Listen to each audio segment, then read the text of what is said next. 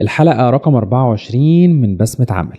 فاكر نفسه شاطر وهو فاضي. في كل شركة في النوع ده من الموظفين اللي أول ما تقعد معاه يقولك أنا هنا أهم واحد، أنا اللي شايل الشغل. لكن لو ركزت تكتشف إن أغلب وقته رايح على الكلام مش الشغل. بيعرف يحضر اجتماعات، يظهر قدام المدير في التوقيت الصح، لكن إنتاجيته الفعلية قليلة جدا.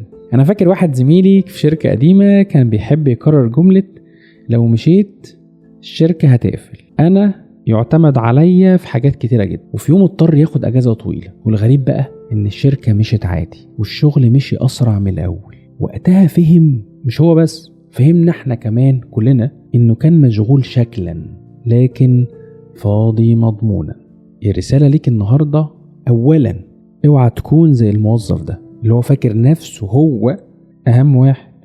ورسالة التانية، السمعة الحقيقية خلي بالك مش بتتبني بالكلام أو الظهور أو التواجد في أوقات يجب التواجد فيها. وده يمكن من الحاجات اللي كنا فيها قبل كده، إن طبيعي ممكن تظهر شغلك بس بالنتيجة مش بالتواجد بس. والنتيجة اللي إيه؟ اللي محدش يقدر ينكرها. توصية لك العملية بقى النهاردة، راقب وقتك. يعني ركز كده مع وقتك، هل هو رايح على الإنتاج الفعلي ولا على الانطباعات؟ ركز على إنجازات واضحة نقدر نقيسها بأرقام. خليك دايما اللي غيابه يحسوه، مش الموظف اللي وجوده مجرد ديكور.